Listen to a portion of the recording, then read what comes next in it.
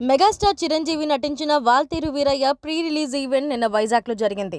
AU college grounds లో భారీ ఎత్తున మెగా ఫ్యాన్స్ హాజరైన సందర్భంగా Waltair Veerayya cinema pre release event లో మెగాస్టార్ చిరంజీవి మాట్లాడుతూ పలు ఆసక్తికరమైన వ్యాఖ్యలు చేశారు. అందులో ముఖ్యంగా తనకు వైజాగ్ అంటే ఎంతటి ఇష్టమో చెప్పకనే చెప్పాడు. భవిష్యత్తులో తాను వైజాగ్ లో సెటిల్ అవ్వబోతున్నట్లు పేర్కొన్నాడు. విశాఖపట్నం వాసుల యొక్క మనసు చాలా విశాలమైందంటూ చిరంజీవి పేర్కొన్నాడు. చాలా అందమైన విశాఖపట్నంలో సెటిల్ అవ్వాలని భీమిలి సమీపంలో ఒక ప్లేస్ కూడా కొన్నానని చిరంజీవి పేర్కొన్నాడు.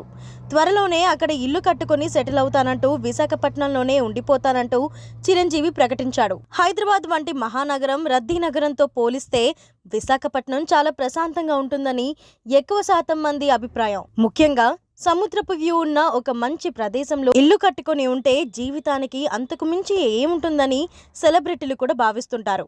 అందుకే మెగాస్టార్ చిరంజీవి కూడా వైజాగ్ లో ఒక అందమైన ఇంటిని నిర్మించుకొని అక్కడ సెటిల్ అవ్వాలని భావిస్తున్నాడని ఆయన సన్నిహితులు చెబుతున్నారు. మెగాస్టార్ చిరంజీవి యొక్క ఆలోచన ఎంతవరకు కార్యరూపం దాల్చింది అనేది చూడాలి. ఆయన సినిమాలో నటించినంత కాలం హైదరాబాద్ లోనే ఉండాల్సి ఉంటుంది.